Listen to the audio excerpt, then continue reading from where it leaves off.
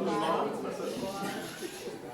Ça fait plaisir de vous recevoir.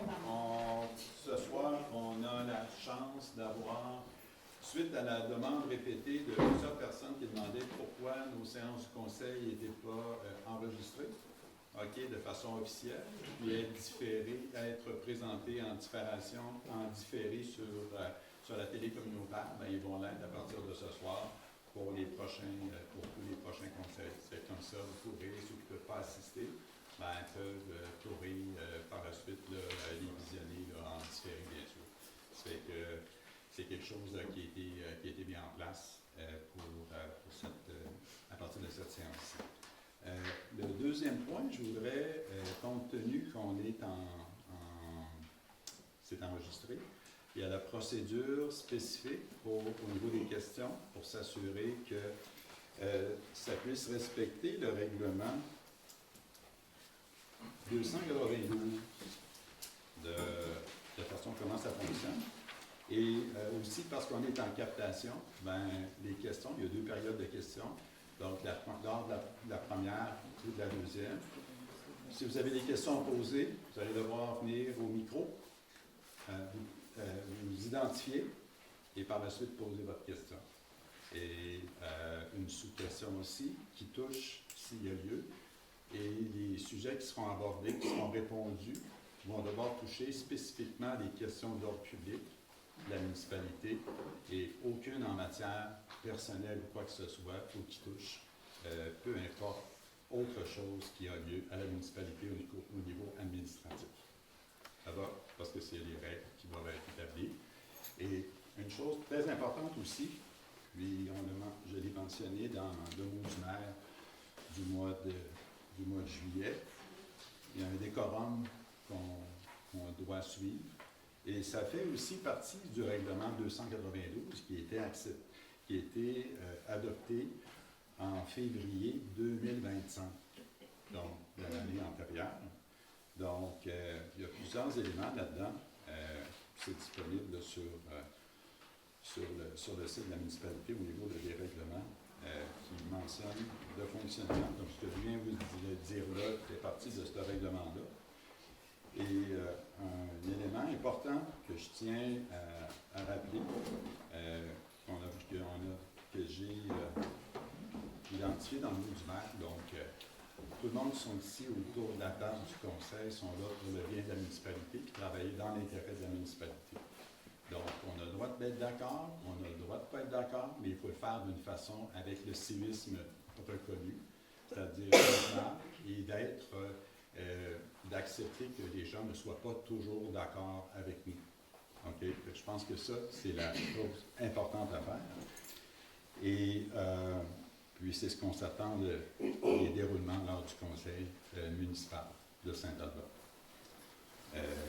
Avec le civisme normal, la façon non intestive de poser des questions, un langage non injurieux, en termes polis, et le maire est responsable de la séance et aussi de l'ordre dans cette séance-là.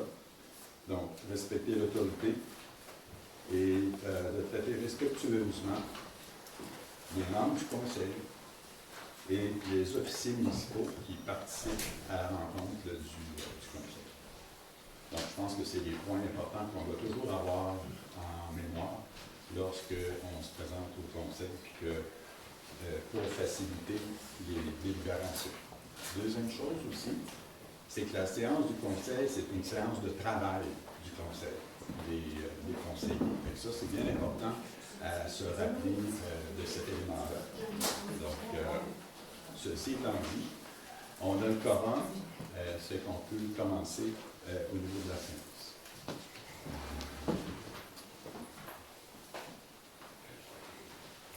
Donc, l'adoption de l'ordre du jour, on va penser l'ordre du jour au complet. L'adoption de l'ordre du jour, l'adoption du procès-verbal de la dernière séance du 6 juillet.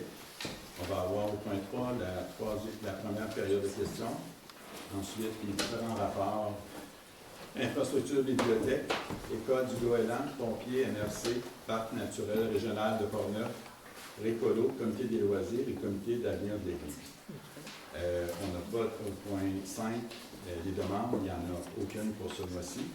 Et on a une série de résolutions. Un, le développement résidentiel de la rue du Notaire, un mandat Mallette pour les services de comptabilité, mandat à l'FQM au service de remplacement temporaire de directrice du directeur général par intérim, acquisition de la dette pour le conseil, sans papier, adhésion à l'Association des camps du Québec, congrès de l'Association des camps du Québec, congrès de la FQM, demande de permis de démolition en vertu pour un lot, Madame Guylaine Chevalier.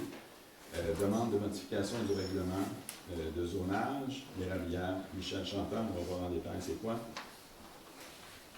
Demande de modification du règlement de zonage aussi pour transport GTC pour un projet d'extension de sablière. Modification de signataire apporté à la résolution du mois de mars 2026. Une résolution qui peut être encore transmise en addition de celle qui l'a déjà été, la réponse que j'ai reçue, au niveau du ministère du Transport. Point 7, les finances, comptes à payer et ceux à payer. Donc, les comptes payés et ceux à payer. Et point 8, divers, questions et la levée de l'Assemblée. Un proposeur. Qui? Henri-Marie? OK. Merci. Donc, le procès verbal de la dernière rencontre dans la vie tout en essence. Des questions? Non. Modifications? Non. C'est beau. Est-ce qu'on a un proposeur, une proposeur pour ça y est, merci.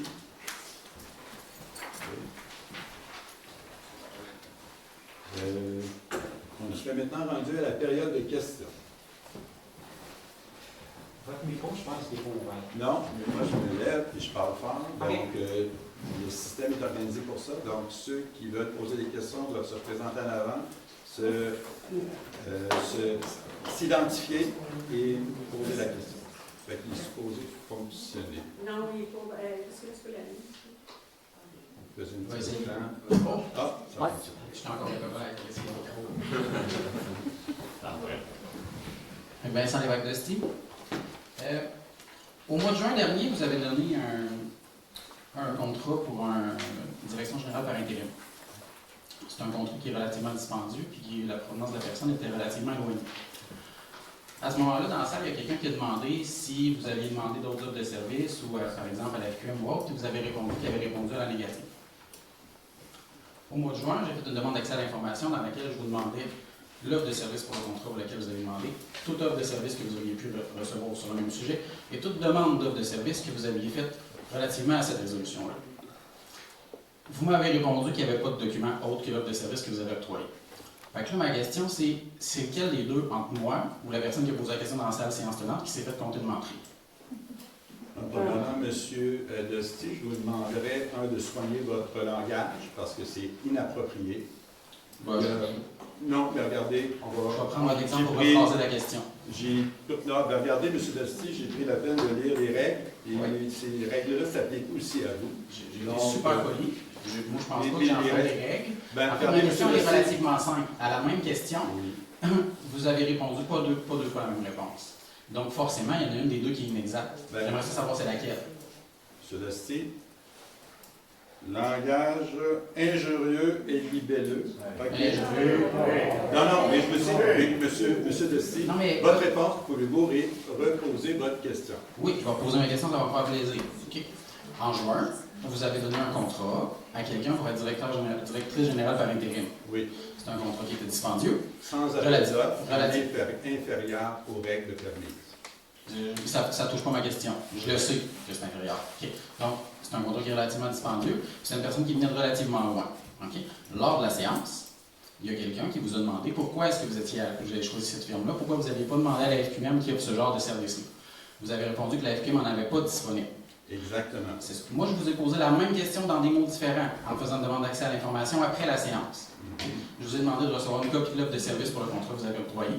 Je vous ai demandé de recevoir toute autre offre de service que vous aviez reçue sur le même sujet. Et je vous ai demandé aussi de recevoir la demande d'offre de service ou toute demande d'offre de service que vous auriez pu faire sur le même sujet. Vous m'avez envoyé l'offre de la personne que vous avez engagée, puis vous m'avez répondu qu'il n'y avait pas d'autres documents. Donc, vous n'avez pas fait de demande, puis vous n'avez pas reçu d'autres offres. Mais lors de la séance, vous avez répondu à quelqu'un que la FQM n'avait personne de disponible. Forcément, il y a une des deux réponses qui est erronée. J'aimerais ça savoir c'est laquelle. Bon, premièrement, M. Dosti, la réponse était adéquate parce que ce que j'ai fait, j'ai demandé lorsque la personne a quitté pour un congé autorisé, OK? Ce que j'ai fait dans l'intérim, c'est que j'ai contacté la FQM pour voir les modalités et la rapidité de pouvoir prendre la relève de la directrice générale par intérim qui était en congé autorisé. Et à ce moment-là, je leur ai demandé les délais. Donc, c'est un coup de téléphone que j'ai passé à la FQM directement, parce qu'on est membre de la FQM et on avait besoin d'orientation. OK? Donc, la personne à qui j'ai parlé, qui est responsable du remplacement temporaire ou de pouvoir faire un processus de sélection pour pouvoir nous présenter des candidats ou des candidates, je lui ai demandé si elle en avait de disponible actuellement, compte tenu de la rapidité où on devait avoir quelqu'un. Et la personne m'a répondu qu'elle n'en avait pas de disponible.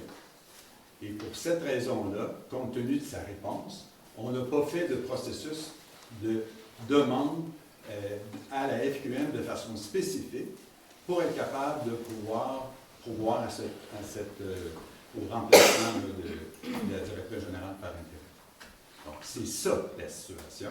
Et par la suite, ce que j'ai fait, j'ai contacté une autre firme pour voir si dans le secteur, dans le secteur municipal, ils avaient des connaissances de quelqu'un qui pourrait être disponible pour remplacer à pied levé ou très rapidement la directrice générale par intérim qui était en congé autorisé. Et on m'a soumis le nom de Mme Caroline Aubertin, qui était disponible et qui faisait ce genre de travail-là, de remplacement temporaire.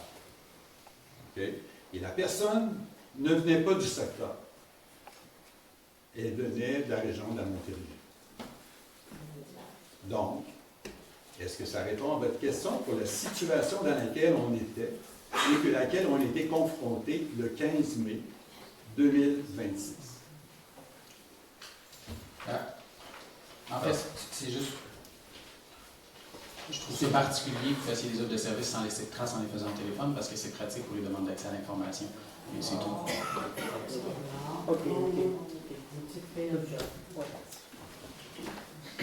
D'autres questions? Parfait. Pas d'autres questions? On va faire la période des questions.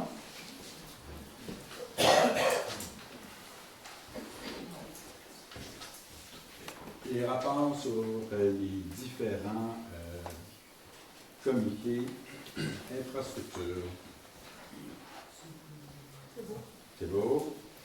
Bibliothèque. Ben, on a l'horaire d'été, c'est une journée semaine. Je ne sais pas si Marcel, tu veux rajouter. Il y avait plusieurs choses. Je vais essayer de parler fort parce que le niveau est assez haut. Alors, je voulais dire que les visites des enfants du club des petits lecteurs se terminent demain. Une dizaine d'enfants sont venus, ont pu bénéficier des services de la bibliothèque les lundis et mardis en matinée depuis le 7 juillet. Puis je remercie les animatrices, je pense qu'il y en a qui sont ici, qui les accompagnaient et qui les conseillaient aussi dans leur choix de documents. Il y a aussi, effectivement, demain, le 11, ainsi que le 18 et le 25, ça va être les derniers mardis, ouvert de 5h30 à 7h30 le soir. C'était l'horaire estival. Et les reprises d'ouverture habituelles vont se faire le 31 août, avec une plage horaire de plus, soit les lundis matins, de 10h à 11h30. Il y a aussi le 31 août, il va y avoir un échange d'amis avec le réseau vidéo. Alors, ces visas vont être disponibles le 2 septembre, le temps de classer tout ça. Et puis, les prêts entre la bibliothèque qui sont présentement suspendus pour les vacances vont reprendre aussi le 31 août. Merci, Marcel. École du doyen. On a Non, rien, c'est beau. voilà. Les pompiers, Jocelyn. Oui, les pompiers là, ont répondu à 5 appels, 3 sur le territoire, puis 2 en entraide. 2 dangers électriques au chemin du Leclerc et la rivière Blanche. Il y a eu un alarme incendie sur la route Philomène-Thibodeau causé par la cuisson. 2 entraides à Saint-Casimir, un sauvetage avec le bateau pour pont des Lefebvre et un incendie de bâtiment qui fut annulé pendant que nous étions en direction. En juillet, au niveau administratif, les inspections d'appareils respiratoires ont été faites, comme c'est une norme annuelle. L'inspection des 3 camions au centre routier SAAQ, inspection annuelle, il y avait seulement 2 bris qui ont été réparés sur place. La brigade a participé le 31 juillet au 1er août au Festival des pompiers à Lancana. Puis la brigade me tient à vous aviser que la brigade de l'Ouest n'était pas... il y avait 10 gars de garde en permanence dans l'Ouest, ça veut dire dans notre secteur. Deuxièmement, on a fait venir ici M.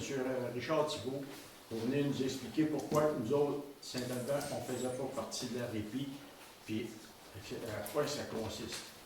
M. Thibault. Bonsoir. Donc, je suis directeur à Saint-Albert et à Saint-Marc depuis quelques années. Nous, présentement, comment on fonctionne dans l'Ouest, on a une entente intermunicipale qui regroupe les municipalités de Saint-Albert, Saint-Marc, Saint-Casimir, Saint-Uribe et Saint-Hubert. Nous avons une autre entente intermunicipale avec la RIPI, qui, eux, dessert présentement de Cap-Santé jusqu'à Saint-Anne-de-Péracle, tout le long du littoral. Et nous avons aussi une entente intermunicipale avec la ville des Ponts-Rouges, Saint-Basile et Saint-Raymond. C'est rare qu'on va jusque-là, mais il faut prévoir le niveau d'alerte, puis on monte le niveau d'alerte, et les appels se font. Présentement, au niveau Saint-Albert, Saint-Marie-des-Carrières est encodé automatiquement pour les feux de cheminée, alarme incendie, incendie de bâtiment. Pourquoi? Parce que la loi 112 sur le schéma de couverture de risque nous dit qu'il faut avoir 10 pompiers dans les 15 minutes. C'est la loi. Et présentement, avec les appels d'entraide automatique, nous respectons notre schéma, nous respectons notre force de frappe.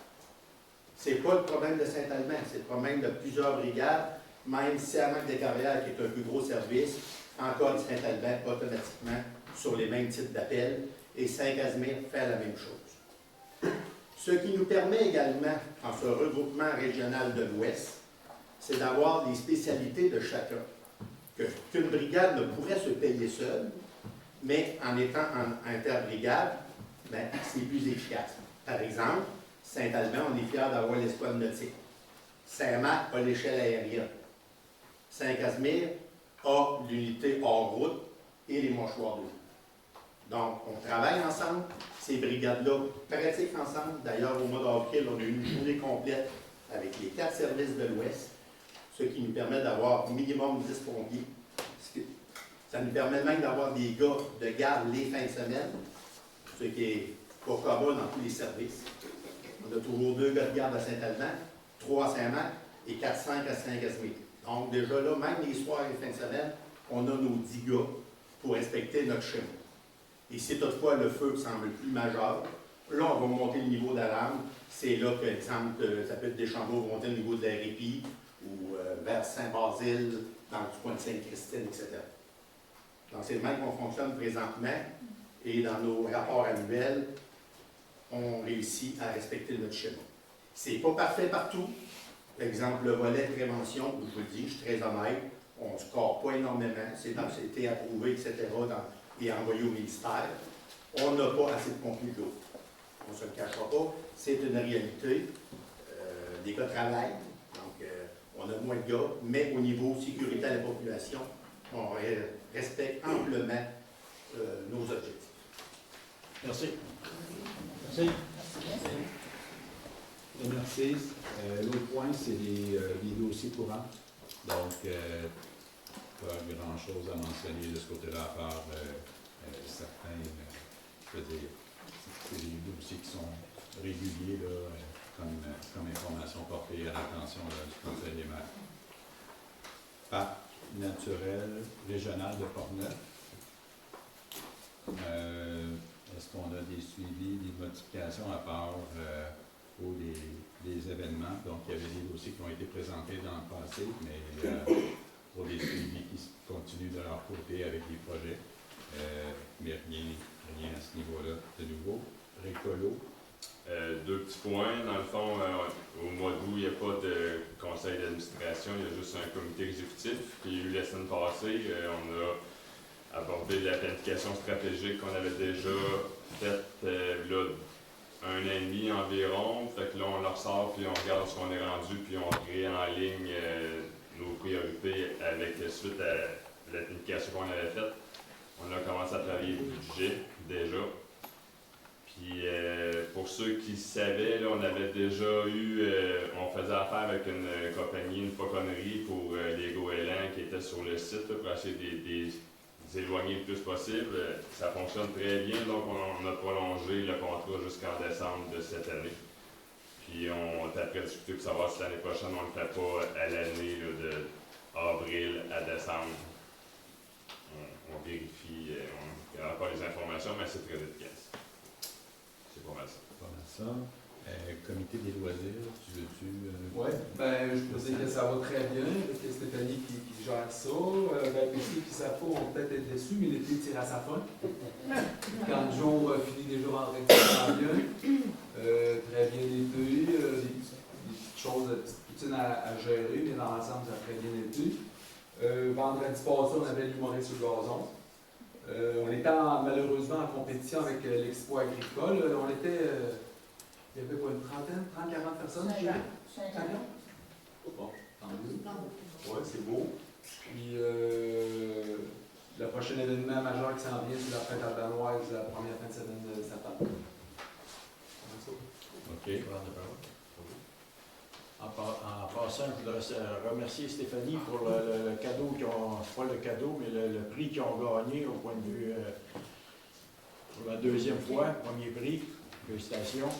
Oui. À toutes les coordonnatrices en même temps.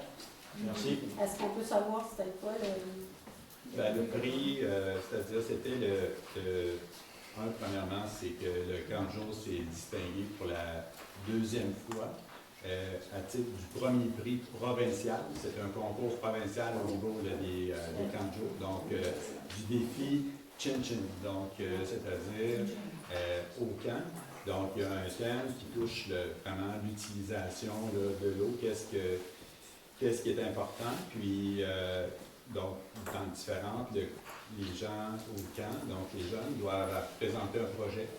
Et ici, l'équipe de Stéphanie avec les moniteurs, les enfants, tout ça, ont monté on fait vraiment quelque chose de très, très bien. Fait qu'on a monté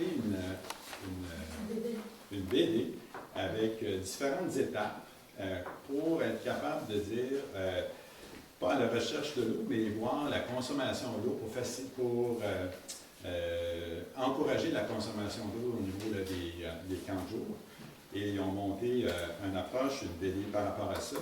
Et ils sont allés avec une pipette là, qui permet là, de décontaminer l'eau d'une rivière. Ils sont allés lors d'une journée en Alaska sur la rivière Sainte-Anne, se sont servis de la pipette qui était achetée pour pouvoir prendre de l'eau, la décontaminer, c'est-à-dire à travers un fil et de la boire. Donc, des jeunes se sont lancés le défi, ils ont relevé le défi de boire l'eau qui avait été filtrée avec cet instrument-là. Avec un fil et tout. Donc, c'est ce qui leur a valu le premier prix au niveau provincial du Québec pour cette alternative-là qu'ils ont trouvée, donc ce projet-là. Et je vous invite à le consulter. Ça va faire partie là, du journal là, du mois d'août. Mais c'est pas uniquement une fois. Le camp de jour a aussi gagné en 2024 le premier prix provincial. Et c'est la première fois qu'un camp de jour gagne ce prix-là le premier prix 2 fois. OK?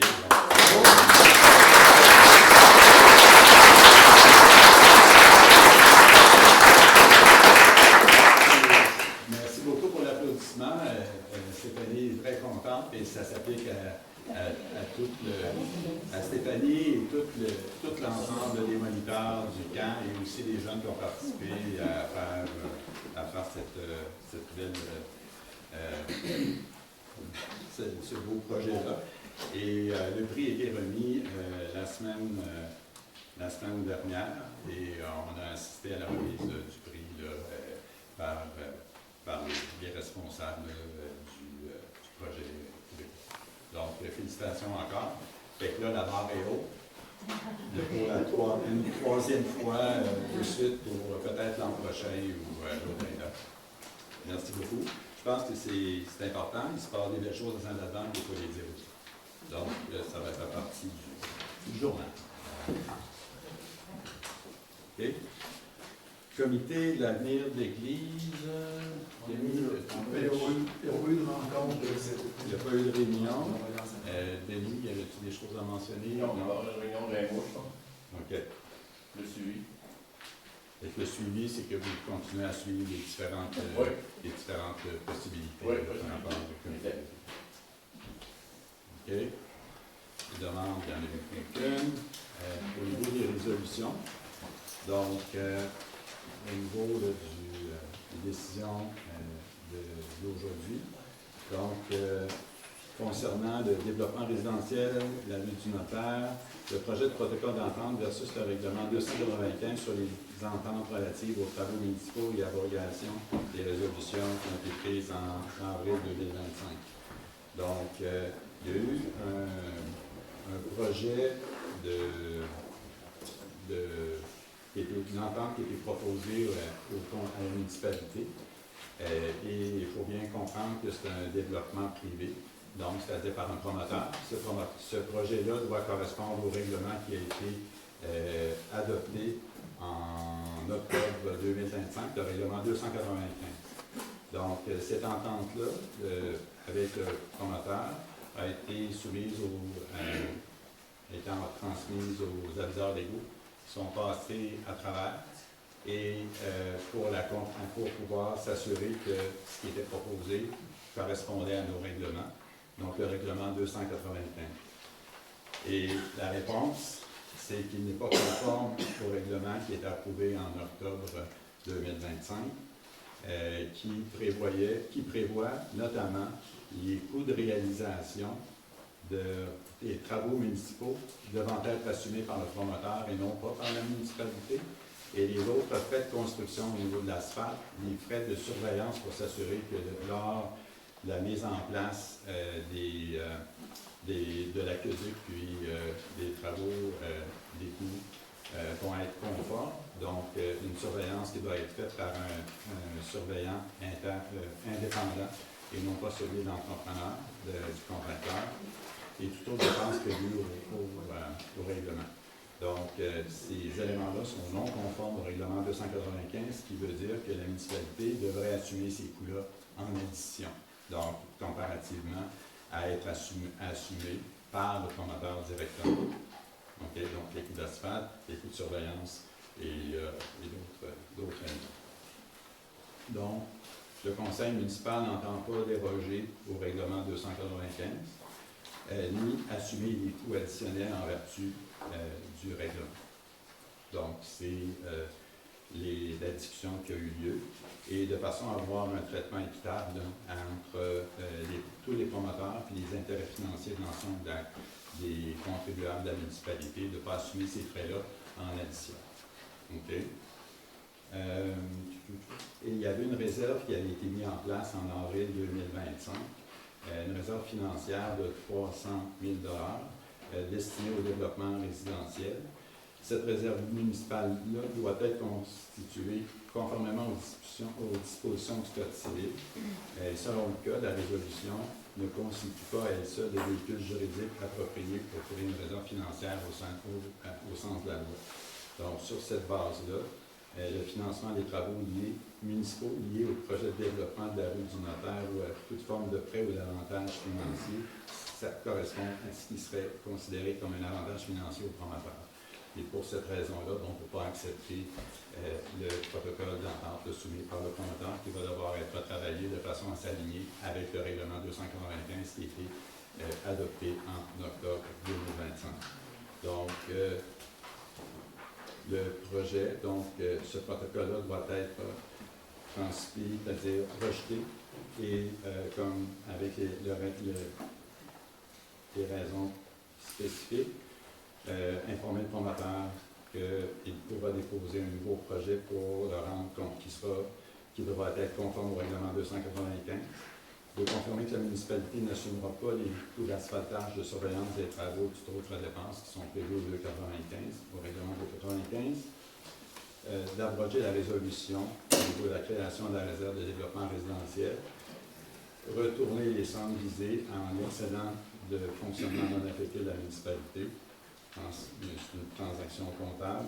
De transmettre la copie de la présente résolution au promoteur, ainsi qu'au conseiller juridique de la municipalité et au vérificateur externe afin de procéder aux écritures comptables appropriées. Donc, c'est l'essence de cette résolution-là. Un proposeur, André-Marie. Donc, la première. La deuxième résolution,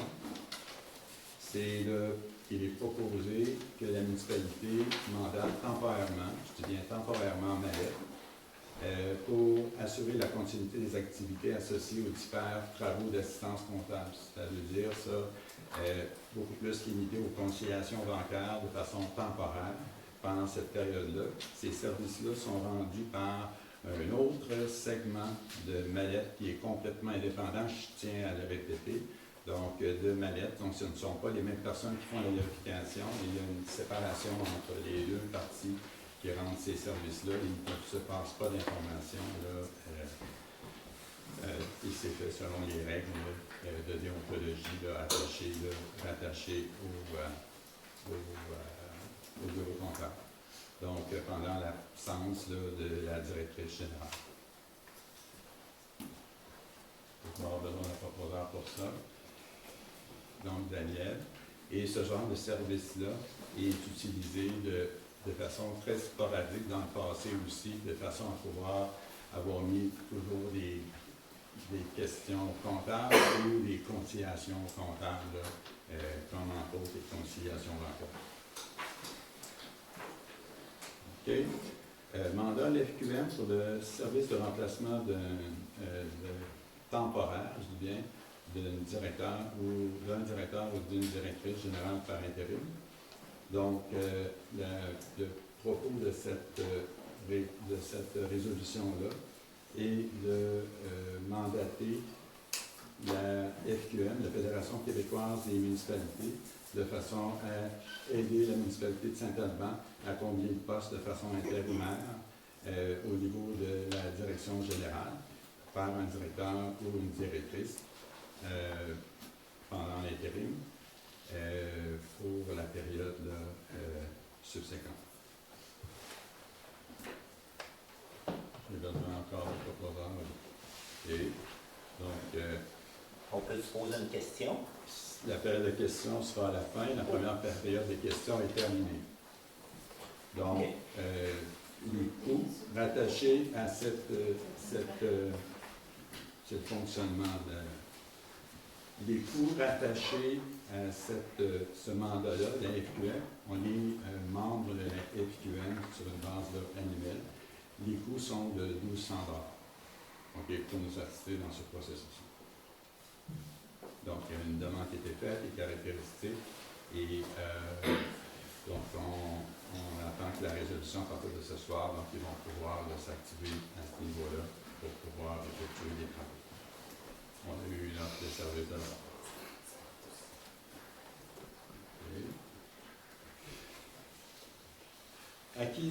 D'autres projets de résolution.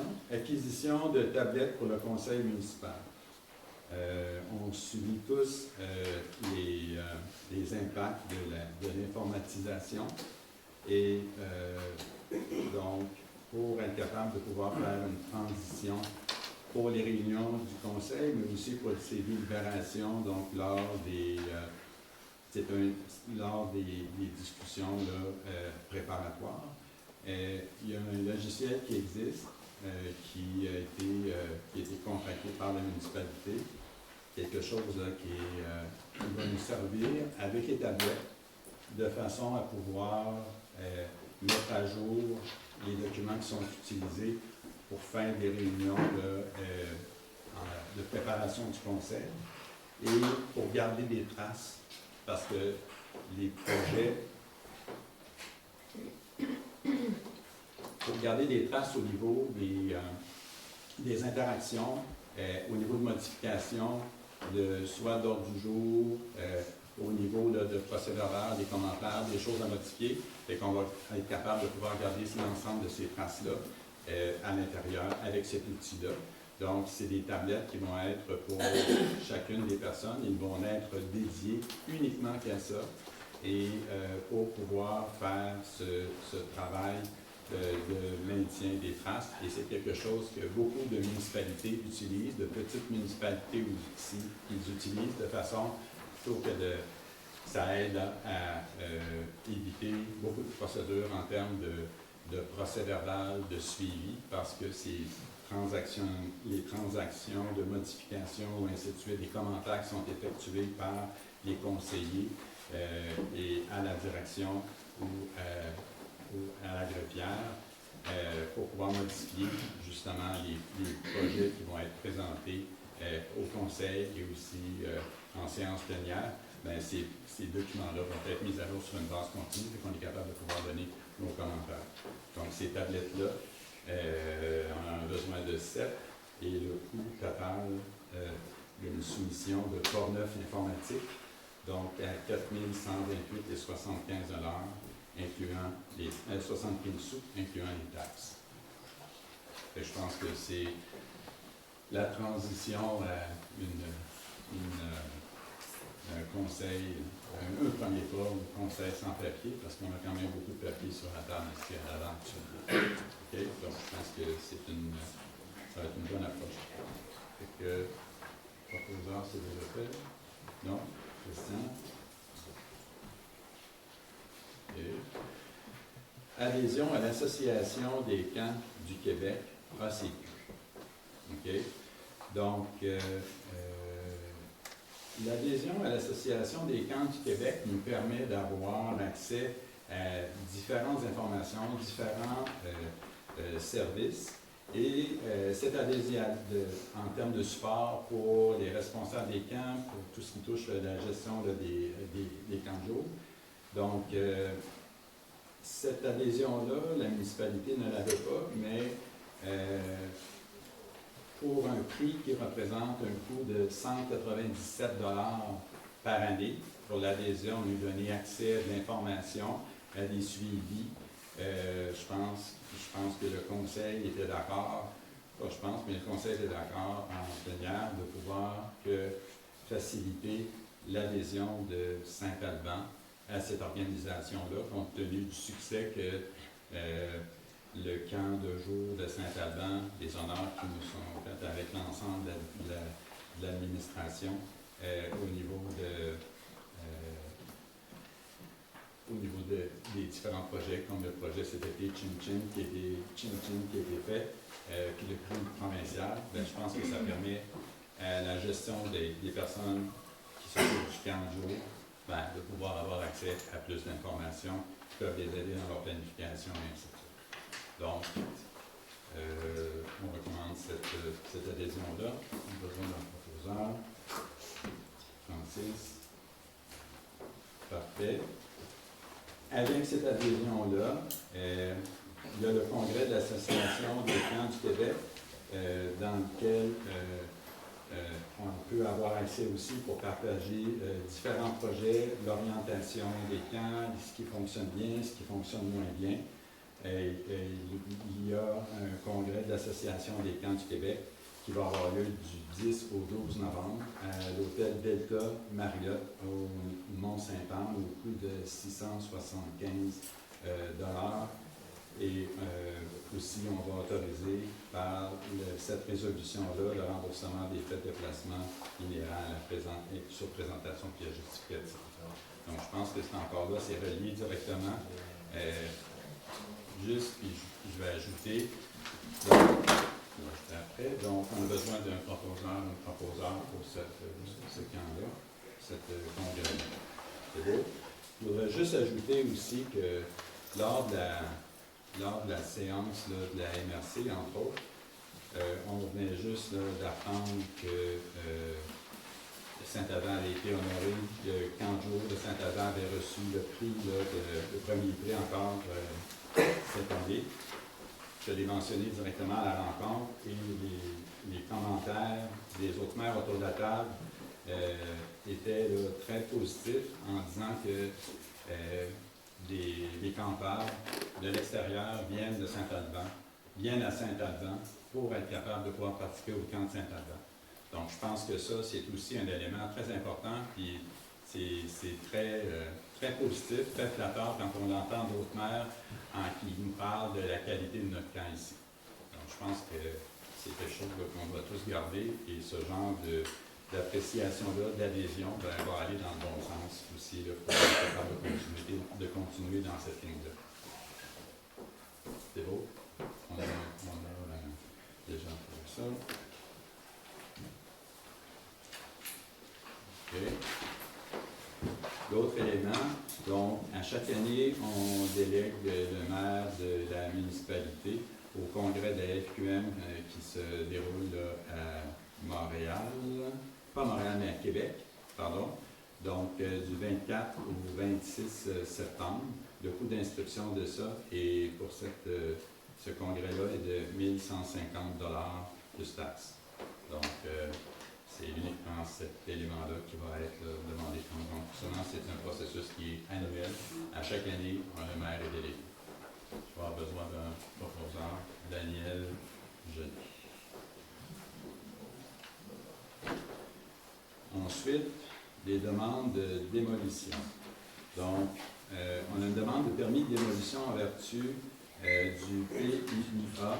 Donc, sur le lot, 4616 287 du Canada de Québec. Donc, l'immeuble est situé au 1404 courant d'église Nord. Donc, cet immeuble-là, il s'agit d'un chalet qui était, c'est-à-dire d'une résidence qui a été construite. Il y avait un chalet antérieurement, le chalet était toujours là. Il y avait des plans pour transformer le chalet antérieur en garage ou quoi que ce soit. La décision a été prise par les propriétaires de ne pas faire ça, donc de détruire l'ancien chalet. Donc, le permis de demande de démolition est en lien avec justement cette demande-là, qui est effectuée par Mme Guylaine Chevalier, donc qui est tout près là, du réservoir là, sur le rang de l'église Nord. Donc, pour autoriser la démolition du bâtiment additionnel, donc qui n'est plus utilisé. Et lorsque la construction du bâtiment principal a été émise, la condition c'était de démolir le chalet existant sous-sol. Okay? À moins qu'il y ait une transformation en autre chose, et c'est pas le cas. Donc, la résolution, c'est que le Conseil de Saint-Alban accepte la demande de permis de Mme Guylaine Chevalier, qui est passée aussi en autorisé de démolition du chalet afin de régulariser le dossier de la propriété. Donc, il va y avoir uniquement une habitation principale sur ce terrain. Et de transmettre une copie de la résolution demandée. On a besoin d'un proposeur. Okay. Donc, Christian. Okay. Deuxième demande de modification, c'est une demande de modification de zonage qui est dans un autre registre complètement différent. Donc, celle-ci, au niveau d'une partie du lot 2 à 6, au niveau du rangé, donc partie du lot 5, rang 6 du canton d'Alton, plus précisément à l'érablière de M. Michel Chantal pour qu'il ait effectué une demande de modification du règlement zonage URB 05 qui est actuellement en vigueur. Ce règlement de zonage-là a été validé. Il y a eu au niveau du CCU. Le producteur a fait une demande pour que qui est en vertu, donc il exploite une érablière avec une habitation qui est donc de fabrication, de production, d'exploitation d'érablières pour des fins agricoles. Et la demande qui est faite, c'est d'autoriser l'agrandissement de l'aire de repos associé à l'habitation, donc la cabane à sucre, pour pouvoir autoriser un hébergement complémentaire pour des travailleurs étrangers temporaires. Donc, c'est pour cette raison-là que la demande est faite, donc de façon à pouvoir se conformer. Et parce qu'il y a un agrandissement pour pouvoir accommoder les travailleurs étrangers temporaires. Donc, on vise à améliorer les conditions d'exploitation, répondre aux besoins de la main-d'œuvre aussi qui est difficile là, à trouver, et de soutenir les activités agricoles du secteur de Saint-Alban. Donc, le comité consultatif d'urbanisme est favorable à la demande. Le Conseil juge qu'il est pertinent d'analyser la demande dans le cadre de la modification réglementaire conformément à la loi sur l'aménagement et l'urbanisme.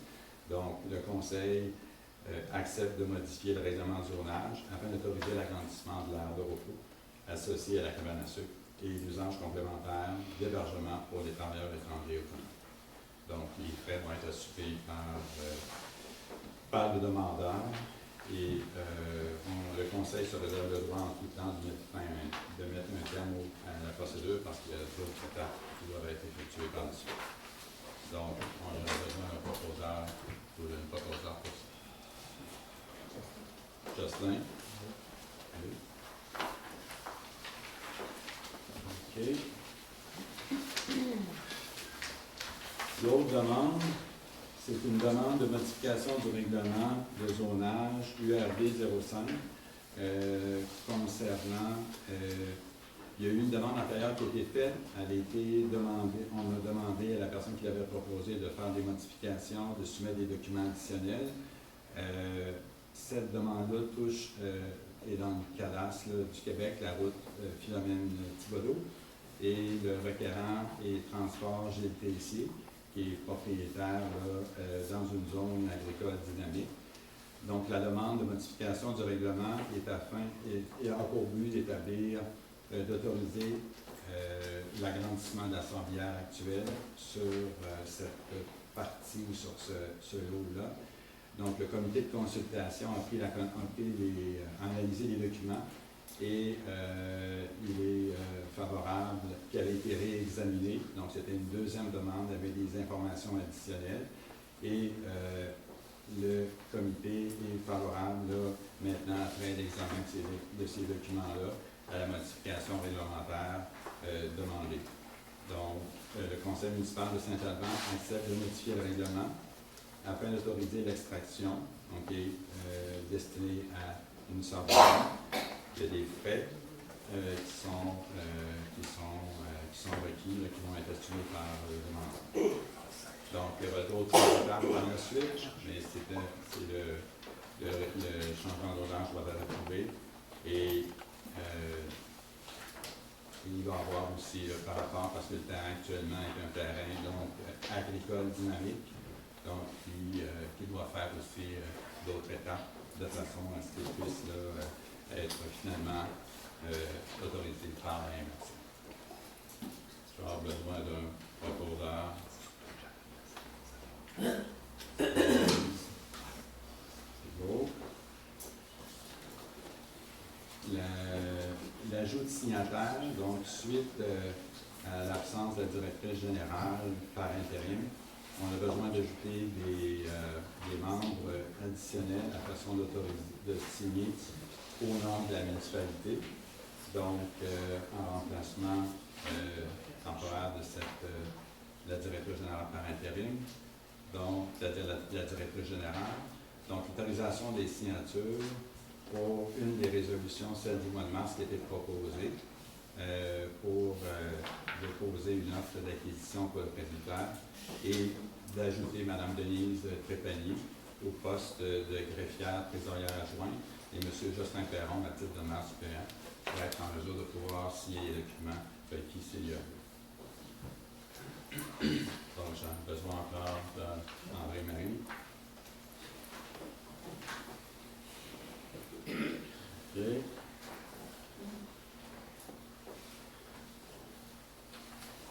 Ensuite, une autre demande successive au ministère des Transports et de la mobilité durable. On a transmis les dernières résolutions, les informations qui nous ont été retournées, les réponses au niveau du ministère du Transport sont à l'effet qu'ils favorisent la mise en place de radars pédagogiques. Okay. Et on trouve que ce n'est pas nécessairement ou toute autre solution, mais ce qui est important, la municipalité suggère, puis c'est une idée là, qui a été soumise, donc on va remettre une autre demande au ministère des Transports de façon à pouvoir faire en sorte que les personnes qui viennent de Saint-Alban, donc pour se présenter au stop, mais au clignotant. Même chose aussi, les personnes qui viennent de Saint-Marc-des-Carrières, qui vont se présenter aussi au stop, d'avoir des enseignes avec des flashs ou quelque chose comme ça. Préparez-vous à arrêter. Okay? De façon à vraiment signaler qu'il y a un arrêt obligatoire pour qu'il soit fait à ce stop-là, de façon d'éviter des collisions et ainsi de suite. Donc, le but de cette résolution-là est pour transmettre un deuxième fois que malgré les réponses que l'on a reçues du ministère des Transports et de la mobilité durable, disaient que oui, les radars pédagogiques sont intéressants, mais peut-être pas au niveau de pouvoir dire l'action à entreprendre pour que les gens puissent faire vraiment un stop et un arrêt complet au clignotant. Donc, la signalisation et les interventions relativement en lien avec le réseau routier sous la responsabilité du ministère des Transports et de la mobilité durable doivent être autorisées et réalisées par celui-ci. Donc, c'est eux qui doivent décider et prendre l'approche. On doit soumettre une résolution pour les indiquer des suggestions très favorables de façon à pouvoir réduire les impacts et les accidents, puis avec les décès qui sont arrivés lors d'accidents au cours des derniers mois. Donc, la municipalité de Saint-Alban demande officiellement au ministère des Transports et de la mobilité durable d'évaluer la situation d'intersection durant l'église sud et de la route Philomène-Thibodeau à la suite des accidents survenus. Et il demande au ministère de procéder à l'installation de panneaux de signalisation préparés ou arrêtés avec des clignotants, à toute autre mesure de signalisation jugée appropriée par les services afin d'améliorer la sécurité de cette intersection. Parce que c'est quelque chose à cause de la façon que l'intersection a été faite, où elle est située dans un tournant et ainsi de suite, ça complexifie et très souvent, les gens vont s'aventurer sans vraiment faire un arrêt complet, ce qui fait en sorte qu'on peut avoir, il arrive des incidents comme il est arrivé, puis encore là, au début du mois d'août, encore un autre accrochage. Donc, la municipalité va faire cette proposition-là. Donc, un proposeur, Daniel, pour s'assurer que ça semble être simple, mais le processus est complexe. Puis, les décisions doivent être les résolutions, et on en a parlé aussi à Vincent Caron, qui est député de Portneuf, pour le sensibiliser. Il est très sensibilisé à ces situations-là, et sauf que la réponse vient du ministère des Transports selon leurs critères, selon leur barème, pour voir qu'est-ce qui est disponible pour Portneuf. Qu'est-ce qui doit être mis, et c'est eux qui prennent la décision. juste à titre informatif, un titre de commentaire, parce qu'on a posé des questions, on n'a pas juste là, attendu qu'il y ait quelque chose d'autre de plus qui se passe. Un radar pédagogique, juste le radar lui-même, c'est environ 6 000, 6 500 $. Et aussi pour le connecter directement sur Hydro-Québec, ça parle à peu près avec les installations, la localisation, tout ça. Et l'installation, c'est eux qui en sont responsables. Et non pas nous, c'est pas nous qui décidons quelle place qu'on met. Si on parle environ d'un total environ entre 10 000 à 12 000 $ par radar là, pédagogique. Donc si on veut en avoir un du côté en allant vers Saint-Casimir et de l'autre côté en allant vers Saint-Raymond, on parle d'une transaction à peu près de 24 000 $ pour sauver des vies et l'impact, c'est uniquement pédagogique. Donc on va devoir transférer les données et pour être capable par la suite que des interventions puissent être faites par le corps policier. Okay? Donc je pense qu'il faut mettre, on va y aller avec, et là c'est eux qui décident qu'est-ce qui est mieux pour faire, donc c'est ce qu'ils nous ont proposé. La problématique est vraiment sur l'autre côté, entre Saint-Adam qui dirige vers Saint-Marc et Saint-Marc qui dirige vers Saint-Adam. Donc, c'est de faire un arrêt complet pour que les gens doivent s'arrêter et ne pas s'aventurer dans l'intersection, à moins qu'elle soit libre. Donc, c'est ça. C'est pas mal. C'est bon pour ça. On avait certains proposants, il est proposé, mais je voulais spécifier parce que ça tient à cœur tout le monde. Et il y a une recrudescence pour les accidents. Parfois, malheureusement, mortels. Au niveau des finances, donc, compte à payer. Donc, vous avez eu à l'arrière la liste des comptes à payer. Donc, comptes qui sont des chèques qui vont être mis et des autres qui vont être des paiements qui vont être effectués par virement.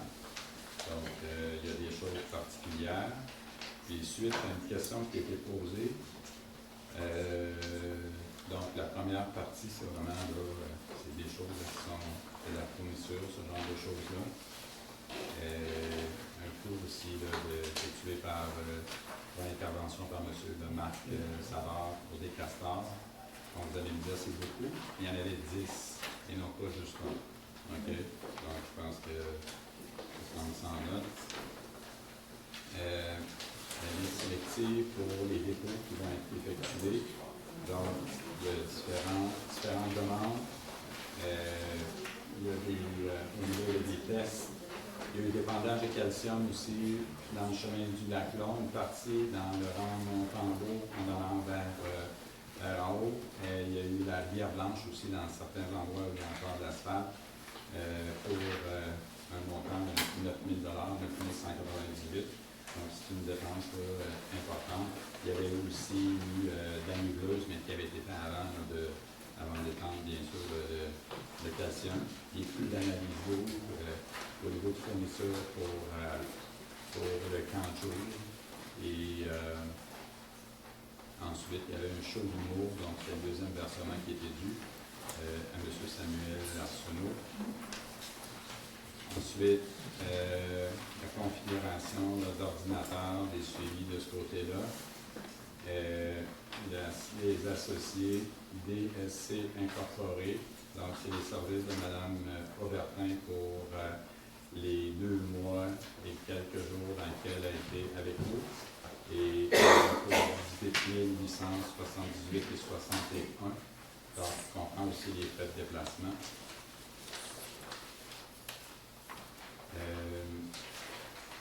Donc le reste, c'est vraiment nettoyage de fossé dans le rang Montembeau, ou mini-pot, un support à bâton aussi, qui avait plutôt que de mettre les bâtons dans un coin, là maintenant un support à bâton. Service d'urbanisme. Ensuite, du gravier aussi qui est venu dans le chemin La Claire, route Montembeau aussi, donc de façon à sur passage.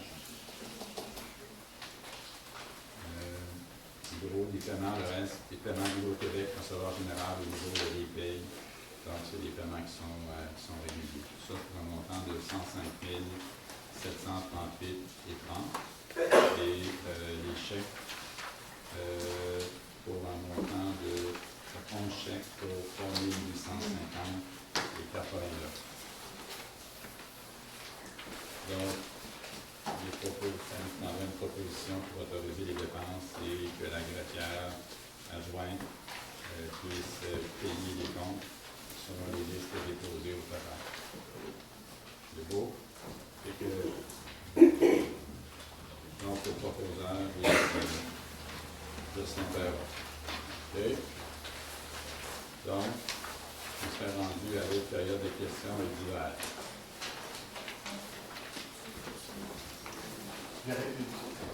Allô, M. Morissette, vous avez parlé, ça va être... Allô, au micro, s'il vous plaît. Monsieur, à micro, s'il vous plaît.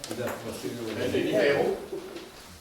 Les filles, ça va passer à l'atelier communautaire. Oui. Mais on n'a pas tous l'atelier communautaire. Est-ce qu'il va être disponible aussi sur le site Internet? Sur YouTube aussi, c'est bien ça? Oui. Sur YouTube. Sur YouTube? OK. Non, on est Vous allé allez mettre le lien sur le site de la municipalité? C'est très bien. Les autres municipalités, c'est qui sont normalement? Sur le site de la Oui, municipalité. sur le site, tu as le lien. Oui, c'est une bonne suggestion. S'il vous plaît. Merci. Pas de problème. Il y a une autre petite question. Oui. Il y a un chèque de Side. 8326 et 49. Ah, ça coûte ISO. Oui. ISO. IDE, SIDE. Ici, excuse.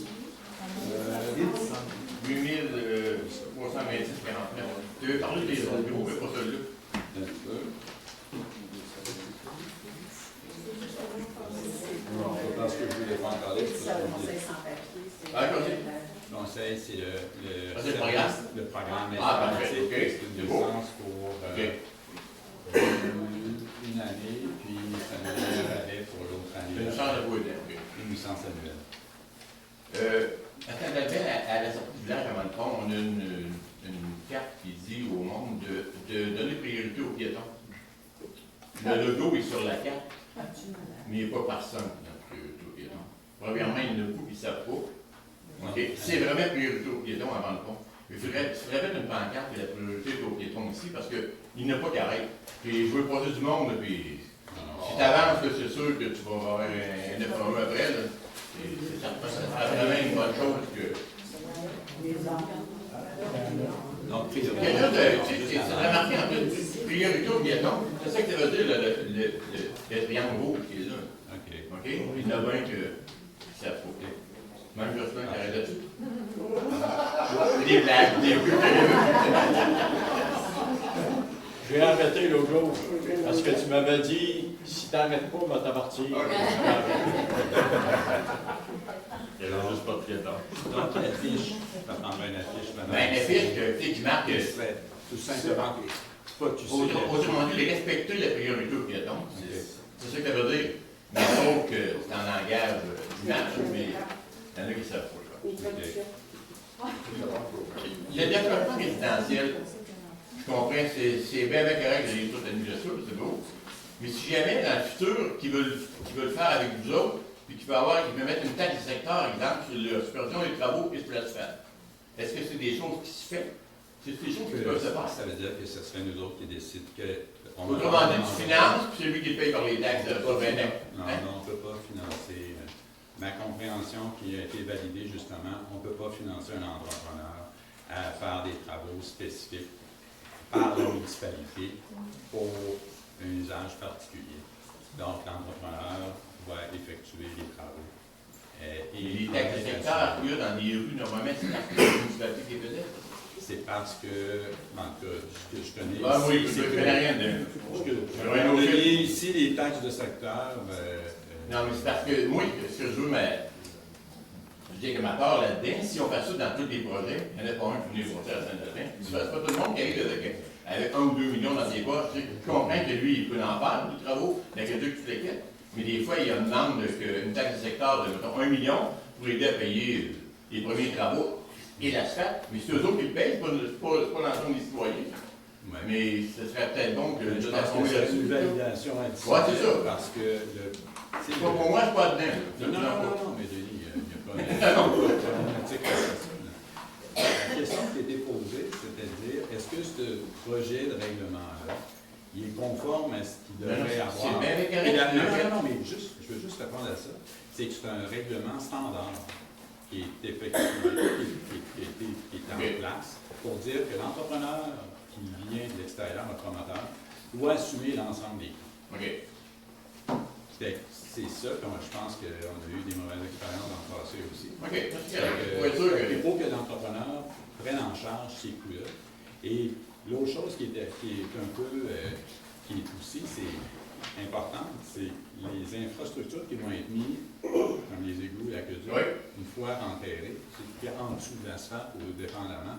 Ben, s'il y a une problématique, il faut que ces frais-là d'inspection soient validés par quelqu'un complètement indépendant de l'entrepreneur. On sait comment ça peut fonctionner.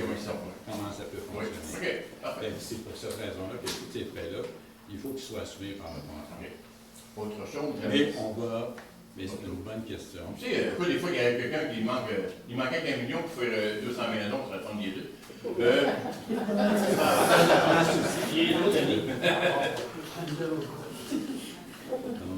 Ça serait possible que les procès-verbales soient aussi affichés en même temps que l'ordre du jour.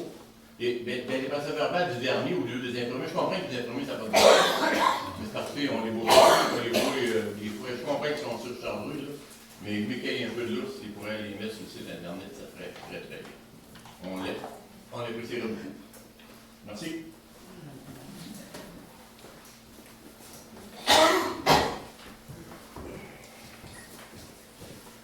Alors, bonsoir, Dominique Tessier. Premièrement, ce serait possible que vous fassiez un suivi sur ce qui se passe concernant les zones jaunes et tout ça? Il faut faire un petit suivi mensuel là-dessus, ça serait le fun que la population soit au courant de tout ça.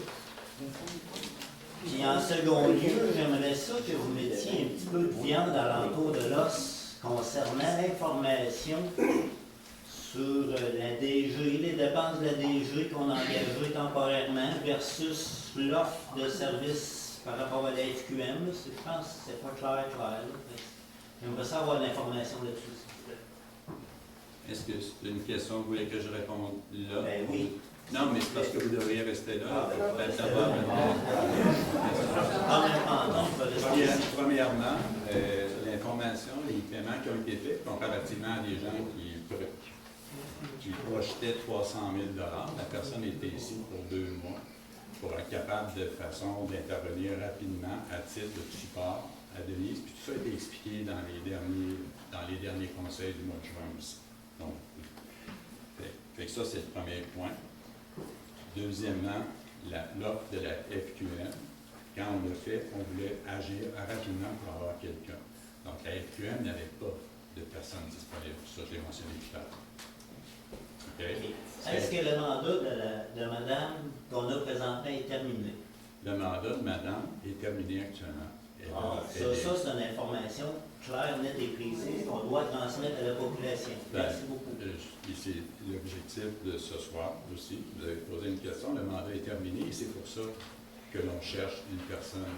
OK, là, c'est clair. Okay. Mon hamster va pas vite des fois, mais là, c'est clair.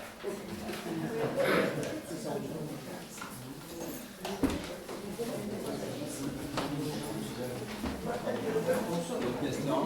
Oui. Madame Odette. Lynn Odette, je n'ai pas besoin de votre micro, je l'ai avalé quand j'étais petite. Je reviens encore sur le fameux flasheur. Puis le Nantibodo vendait des sucres. Okay?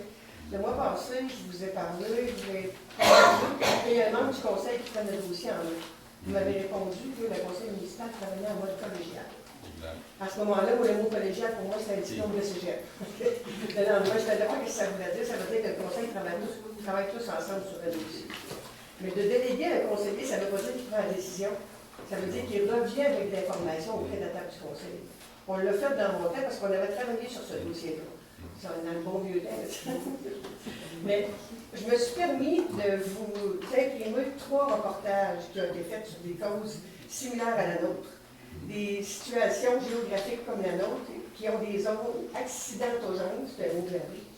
Puis on voit qu'il y a des demandes, le procureur fait le coroner, excusez-moi, fait des recommandations, puis en bas, on voit en attente d'une réponse, en attente d'une réponse, en attente d'une réponse.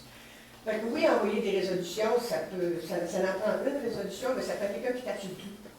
Et qui, je ne sais pas si je peux me permettre de dire qu'il gosse, qui achale un peu, puis qu'à un moment donné, ben, ils disent, bon, ben là, on va y répondre, c'est ça.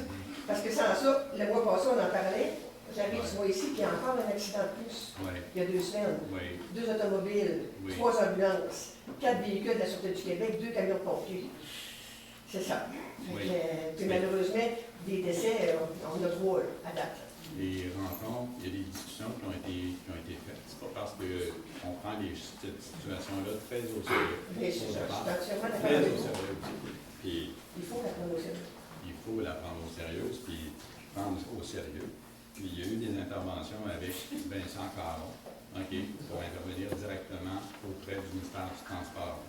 En support, on a envoyé... Il a fait quoi, M. Caron? Il a dit quoi, ça?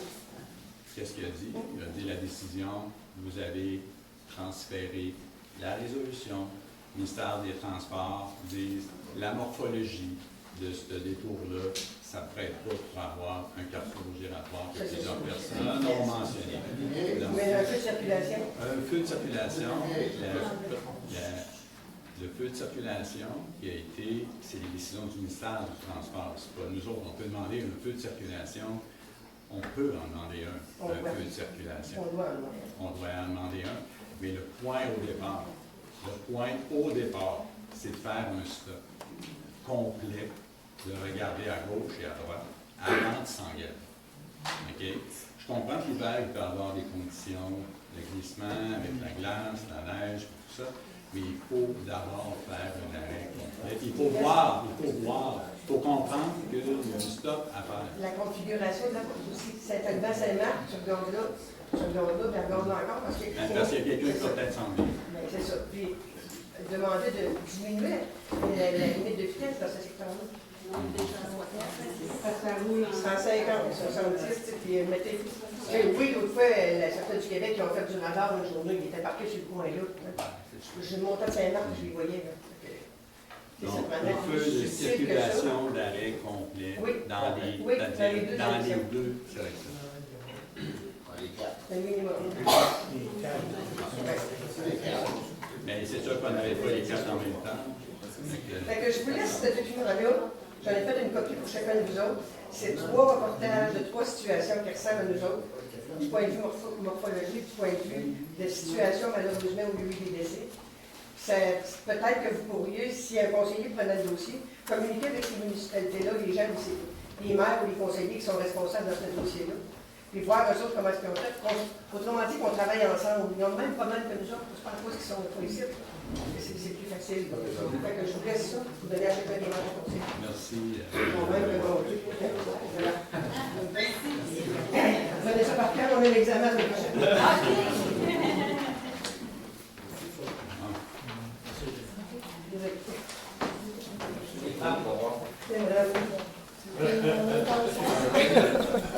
Je t'ai dit que j'avais fait Est-ce que c'est une super... C'est pas mon problème. Merci, Patrick. OK, merci. Il faut taper sur le clou. OK? C'est important. Ça donne un passe un marteau. Merci. Merci. Yes. Oui. Bonsoir. Bonsoir. Est-ce que c'est possible d'avoir une mise à jour sur le dossier de la Sur votre au départ, on a pris votre question très au sérieux, c'est-à-dire vos questions, pourquoi vous aviez quelqu'un qui était sur votre terrain en train d'essayer de faire des sondages. Oui. On a fait la validation directement aux 2 ministères. Donc, la direction a fait la validation aux 2 ministères, le ministère de la Sécurité publique, c'est-à-dire maintenant le ministère de la Sécurité intérieure, et le ministère du Transport et de la Mobilité durable. Ni un ni l'autre, ni un de ces deux, ni un ni l'autre, n'ont mandaté quelqu'un pour faire des sondages sur votre terre. OK? C'est Et qui ni ces gens-là, la. à ce moment-là? Regardez, vous me posez la question, c'est ni la municipalité, ni les deux ministères. Mystère.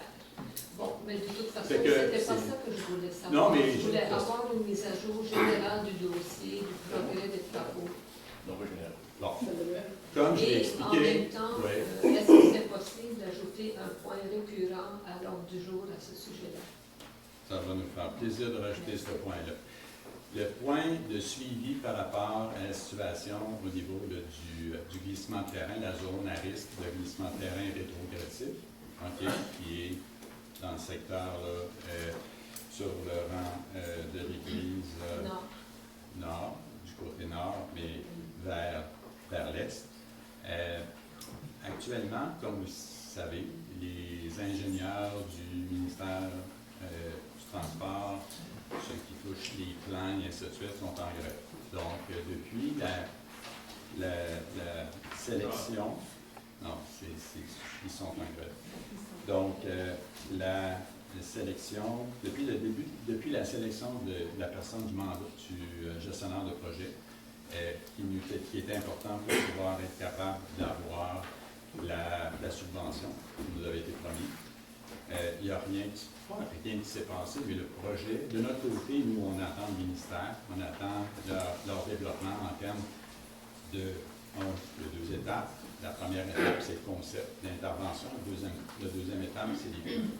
Donc, on attend, comme vous le savez, ils sont en grève, et qu'il n'y a pas grand-chose qui se passe de ce côté-là.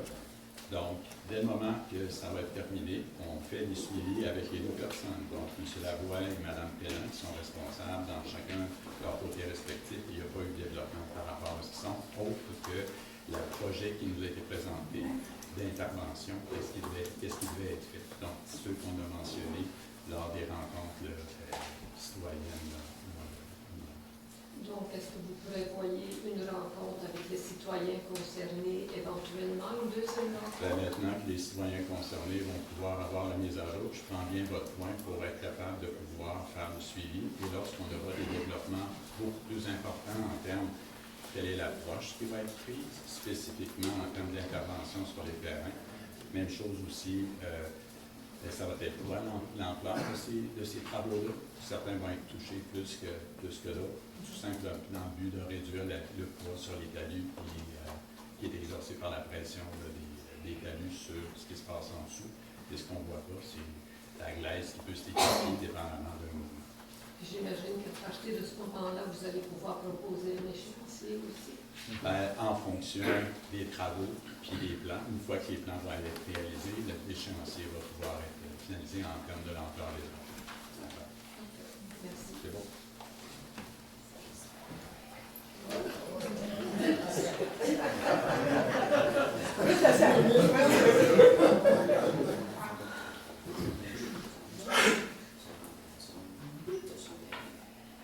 Oui, je vous écoute. Oui, Denis Girard. J'aurais juste une question. Oui. Les accotements sur Philomène Thibodeau, c'est qui s'occupe de l'entretien de ça? Les herbes hautes. Donc, les pousses qui touchent les terrains.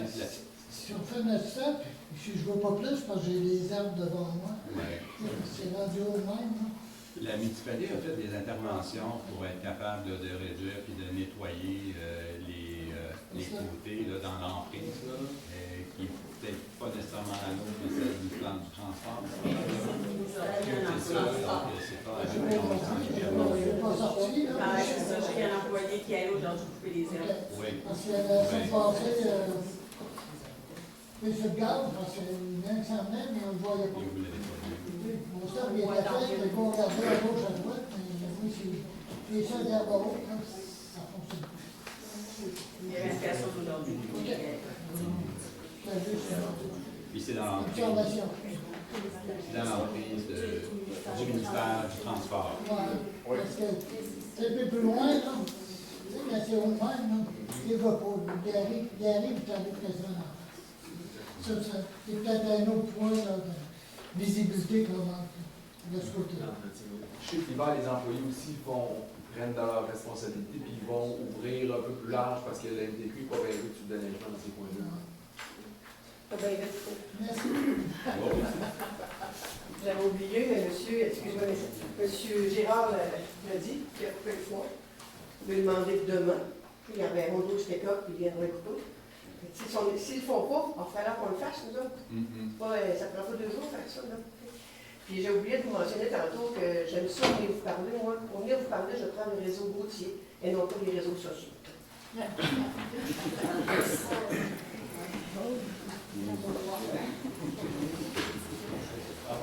Oui. Donc, encore Vincent Levesty. Je vais être encore en approvisionnement. Au mois de juin dernier, vous avez donné un contrat à une firme d'avocats pour des services juridiques. Oui. Je vous ai posé une question tantôt dans ma demande d'accès à l'information pour lesquelles il n'y avait aucun document, aucune demande d'offre de service, aucune offre de service reçue. Comment vous faites pour sélectionner les fournisseurs? Encore de gré à gré. Donc ça, j'avais compris. C'est pas ça ma question. La question, c'est de gré à gré en fonction qu'ils peuvent offrir les services requis. Oui, mais en fait, ma question, c'est comment vous faites pour sélectionner une firme plutôt qu'une autre ou un fournisseur plutôt qu'une autre, et comment vous attachez juridiquement le lien contractuel avec ce fournisseur-là s'il n'y a pas d'offre de service signée. Puis dans la résolution, on fait juste nommer quelqu'un sans faire référence à un tarif, à un nombre d'heures de contrat donné ou à quoi que ce soit. On a une offre de service là, en bonne et due forme avec les taux horaires qui a été effectué, là, je crois, parce que c'est la base.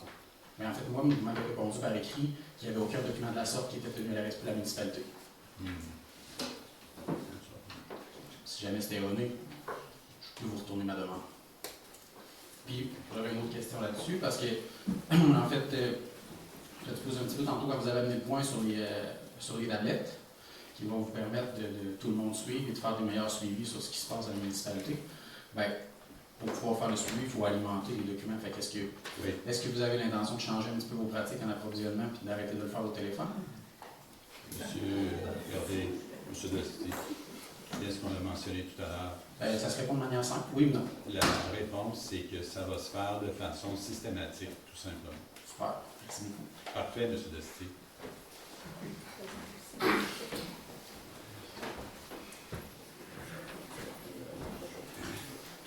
Bonsoir, Guillaume Marie.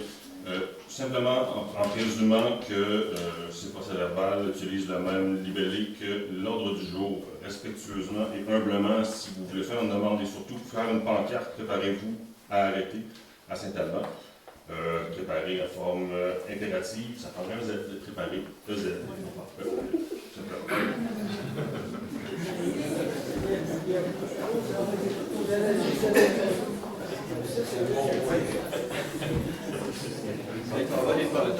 Juste à titre, merci beaucoup du commentaire. Non, merci beaucoup du commentaire. C'est pour ça qu'on ne les dépose pas en même temps sur le site. Les professeurs qui faisaient une faute à l'école, ils disaient que c'était pour voir si vous étudiez. Bon.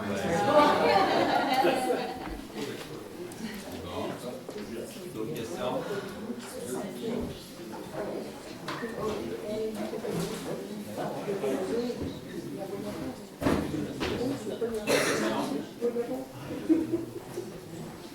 Oui.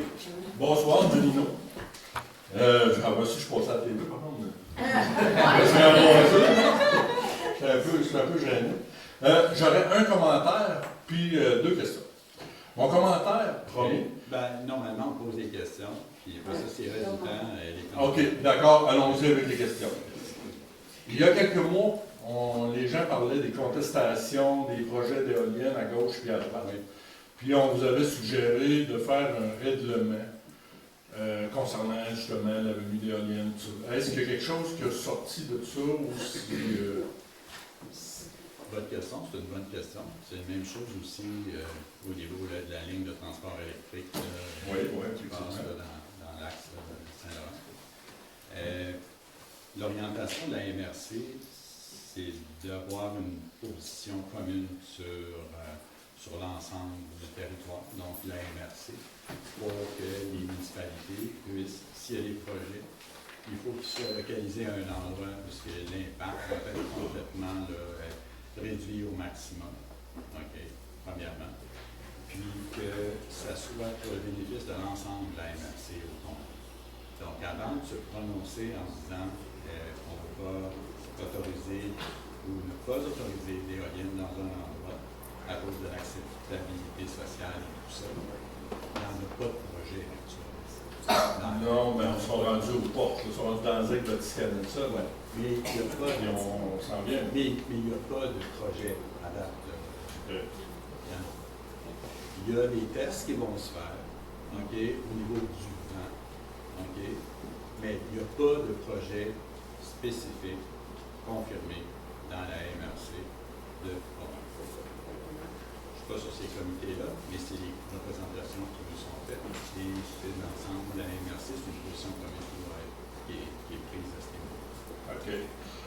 Mon autre question s'adresserait peut-être un peu à M. Thibault.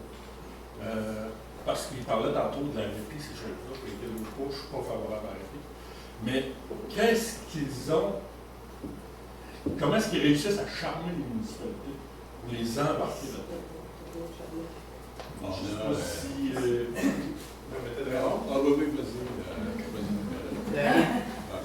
C'est un regroupement. La REPI, c'est une bonne association, c'est un regroupement de services qui, eux, ont décidé de s'unir. Une des problématiques qu'ils ont eues au départ, c'est qu'il y avait des services qui allaient moins bien. Il y avait des services qui n'avaient plus nécessairement de directeur qui voulaient s'en occuper au niveau administratif. Donc, en se regroupant, ça leur permettait d'avoir un directeur, par exemple, qui fait l'administration de 4 à 5 casernes. C'est des choses comme ça. Ça leur permet aussi, en ayant plusieurs personnes qui contribuent financièrement, de mettre des gars de jour, donc 4 gars, qui, eux, peuvent faire de la prévention, etc. Mais ça a un coût aussi. C'est une formule qui est bonne. Ça, dans les municipalités, je suis sûr que ça il va sûrement y avoir une augmentation. Le coût par habitant est peut-être plus élevé, mais pas tant que ça. Par rapport aux services qu'ils ont, c'est presque comparable. Mais tu sais, j'ai jamais dénigré soit les services de la REPI ou d'autres services d'incendie. Mais présentement, la formule fonctionne à un coût qui est abordable, tandis que la REPI le font aussi. Il y a des positifs. Il y a du côté positif et du négatif au niveau de la REPI, comme il y a du côté positif et négatif par rapport à la formule qu'on a dans l'Ouest présentement. Et c'est la même chose dans le secteur Est. Exemple, une chose que je trouve en avantageux, c'est pas pour dénigrer d'autres services, mais nous, dans l'Ouest, on est capable présentement d'offrir des gars de garde externes les fins de semaine. Puis il y a des services, je ne les nommerai pas, par respect, les fins de semaine, ils n'ont rien qu'un officier qui est de garde. Fait que ça sonne qu'ils souhaitent que les gars se présentent. Tandis que nous, au même coup, on est des gars en garde externe. D'autres ont choisi de ne pas faire des gardes externes, mais de faire des gardes internes de jour. C'est sûr, ça améliore l'efficacité de jour. Le soir et fin de semaine, on en doute. Mais chaque formule qu'il y a présentement dans le comté, il y a des côtés positifs, des côtés négatifs, mais tous les pompiers, que ce soit des villes, que ce soit la REPI, que ce soit dans l'Ouest, sont tous formés et capables d'intervenir efficacement. Merci, Richard. Et monsieur Thibault, je pense aussi qu'il y a le temps de réponse qui est drôlement important par rapport le temps de réponse, présentement, nous, on le respecte dans l'Ouest. D'autres organisations le respectent aussi. Sauf qu'on a des distances. Ouais. Moi, je prends un exemple. Par exemple, on a eu un appel au Lac-Clair en même temps qu'une autre organisation. Il y a 2 semaines, on était là en 19 minutes, on est arrivé en 45. C'est pas moi qui le dis, c'est nous qui a arrivé camion. Mais tu sais, quand il n'y a pas. C'est qu'il faut, si on veut faire une organisation, il faut qu'elle soit vraiment centrée comme une toile d'araignée aussi, pour que ça fonctionne correctement. Je le répète, les 2 organisations ont du bon ou du pas bon. On a travaillé avec la REPI, plus dans le secteur Saint-Marc, et ça fonctionne très bien. Puis on a travaillé avec la porcherie dans le temps, c'était à Deschambault-Gondine, c'était à Port-Neuf, c'était à Saint-Basile, qu'on a eu des aider, la porcherie. Deschambault, t'as pas le plus. Oui, mais c'est les mêmes pompiers, là. C'est les mêmes pompiers. Quand plusieurs municipalités le long du fleuve ont décidé de se regrouper, c'était de permettre d'avoir une administration qui est permanente, au lieu d'avoir comme moi qui fait 2 heures par semaine ici. C'est un choix municipal. Mais tu sais, payer des. Nous, on a décidé qu'on payait pas cher et ça fonctionnait. Si vous voulez aller avec la REPI, il n'y a pas de problème, c'est sûr que la REPI peut monter aussi. Mais ça utilise. Chaque organisation est correcte. Puis dans quelques années, quand on aura moins de pompiers dans l'Ouest, peut-être que le regroupement pourra être une solution. Pour le moment, on est regroupé tout en gardant une certaine indépendance pour la municipalité. Parfait. L'autre question? Oui. J'ai quelquefois, je vais au conseil, à ma grande surprise, ce soir, d'arriver, d'avoir un agent de sécurité en cela. Absolument. J'espère que son salaire ne sera pas pris dans le budget des pompiers. Ça va dans quoi, sécurité publique? Ça va dans la sécurité. C'est une belle place pour mettre ça, sécurité publique. Mais ça nous encore beaucoup très exorbitant de Parce ces qu'à services. l'époque, je défendais le budget des pompiers. Ok, c'est pour ça que la remarque que je voulais vous faire, c'est ça, c'est que je trouve dommage. C'est sûr qu'avec la TV, tout ça, on vient structurer, mais avant ça, je trouvais qu'on avait des réunions interactives. On pouvait vous poser des questions. Là, vous avez encadré ça, là, que ça devient monotone. C'est en fonction du règlement qui a été accepté. Oh, mais règlement, vous avez le choix février 2025. Oui, mais demain, vous avez le choix de... on peut les modifier. Vous disiez tantôt, c'est une séance de travail. On aimerait ça travailler avec vous autres et vous poser des questions. Normalement, le travail, il se passe ici à la langue. Là, c'est... Ouais, mais vous êtes quand même nos représentants. On est quand même vos représentants que vous nous avez élus avec une majorité. C'est quand même vous autres les boss, c'est d'autres qui vous payent. Oui. Et nous autres aussi, on se paye. Oui, mais c'est ça. Mais ce que je veux dire, c'est qu'en structurant ça comme ça, je trouve que ça vient de perdre la vivacité que ça avait, le pouvoir. Je ne sais pas si... C'est pour ça que vous aimez ça de même. C'est pour ça que le règlement, comme je mentionnais, 292, on l'a mis et on l'a appliqué parce qu'il devait être appliqué justement pour amener une certaine, pas structure, mais disons une certaine repositionnement. Efficacité. Efficacité et repositionnement. Mais il y a demain sur l'autoroute à 5 km. Il y a quand même des gens qui... Je veux dire, vous avez le choix, là. Vous allez mettre ça dans un cadre demain, vous allez... Fait que là, y a-tu une autre question par rapport à ça? Non, je vous laisse avec ça, monsieur. Merci beaucoup. Je vais la dernière parce que Vincent Lévesque-Denis m'a fait passer des choses. Est-ce que c'est écrit dans le règlement 292 que la municipalité s'engage à fournir un agent de sécurité pour toutes les séances du conseil? C'est la municipalité qui décide, le conseil qui décide. OK. Merci. OK. Oui, encore Dominique. Juste pour faire... Tessier. Tessier, je ne pouvais pas changer de nom depuis tantôt. Non, c'est pour les besoins de... OK. Juste pour faire du pouce concernant le dossier que Lynn a apporté tantôt, est-ce que la municipalité est prête, dans la résolution qu'elle a passée ce soir, à utiliser les vrais mots et les bons mots pour demander des choses simples pour sécuriser cette intersection-là à court terme? Est-ce que je peux donner des exemples? Allez-y donc. Bon. Est-ce qu'on peut demander au MTQ de mettre une limite de vitesse de 50 km/h sur l'axe Est-Ouest? La réponse, oui ou non. Est-ce qu'on peut demander ça au MTQ? On peut les demander, c'est eux qui ont la décision finale. Êtes-vous prêt à le demander dans la résolution? On peut le demander, c'est eux qui ont la décision finale, parce que je c'est une vous route demande- provinciale. Je vous demande à vous, personnellement ce soir, est-ce que vous allez le demander? Ben, je ne vous répondrai pas séance tenante comme Pourquoi ça. vous ne répondrez pas? Parce que c'est ma prérogative de répondre. Alors, s'il y a un autre accident, il va dire que c'est votre prérogative de ne pas prendre d'action? Monsieur Tessier, mettez-moi pas des mots dans la bouche que j'ai pas dit. OK, je vais vous donner un autre exemple. Oui. Le mois dernier, je vous ai mentionné qu'il y avait des épinettes dans l'entrée du ministère qui empêchaient de voir côté Saint-Raymond. Oui. Est-ce qu'il y a eu une demande formelle au MTQ de couper ces dites épinettes-là pour rencontrer les objectifs de M. Girard qu'on voit clair direction Saint-Raymond? Loin. Je vais vérifier avec l'administration. Est-ce que vous êtes prêt à le redemander dans la résolution de ce On peut soir? faire, M. Tessier, on peut faire toutes les demandes et toutes les résolutions que l'on peut C'est faire. la base. Et, M. Tessier, laissez-moi terminer. On peut faire toutes ces demandes-là. Et ultimement, c'est la partie gouvernementale qui décide si elle accepte ou si elle ne le fait pas. Moi, avec toutes les pressions que l'on peut faire. Monsieur le maire, là, si mes enfants me demandent rien, là, je ne les en donnerai pas des nananes pour rien. Mais ça, c'est une question de sécurité. Il faut le demander au MTQ. C'est important. Ils le demandent, mais ils ne répondent pas. Non, ils l'ont pas demandé. Regardez dans la résolution qui a passé dans le journal le mois passé. Il n'y en avait pas. Il en faisait pas mention.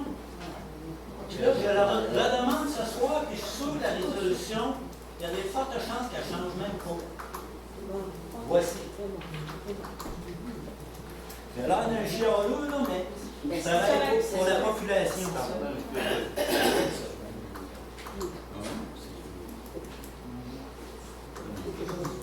Autre question, on va lever l'Assemblée, la période de questions. Pas d'autres questions? Une dernière. Monsieur Denis. Denis Perrault. Oui. En revenant aux éoliennes, oui. Au mois d'avril, il avait déjà posé la question. J'ai eu un suivi là-dessus par la scène directrice et par la MRC. Comme tu disais tantôt, il va y avoir un nouveau règlement pour permettre de déposer cet automne. OK? La MRC, mettons, on va peut-être dire aucune éolienne à 1 km d'une maison. OK? Mais si Saint-Albert veut avoir 2 km, il va prendre eux autres qui modifier le partir là. Il va en avoir une de base pour tout compter. OK? Une générale. Une autre, on va pouvoir mettre des spécifications à 9. Si j'ai bien compris, c'est ça qui est supposé être. Mais ça, il faut faire tenir alerte parce que ils veulent rentrer dedans avant qu'on mette les résolutions. Oui, Denis, sauf que comme j'ai dit, il n'y en a pas de projet dans la MR. Oui, mais sinon, il va être trop tard. OK? Les études dedans, il n'y a pas de projet. Merci. On peut prévenir avant de guérir. C'est beau. Autre question? Parfait. Donc, ça me prendrait. Parfait. On va pouvoir lever.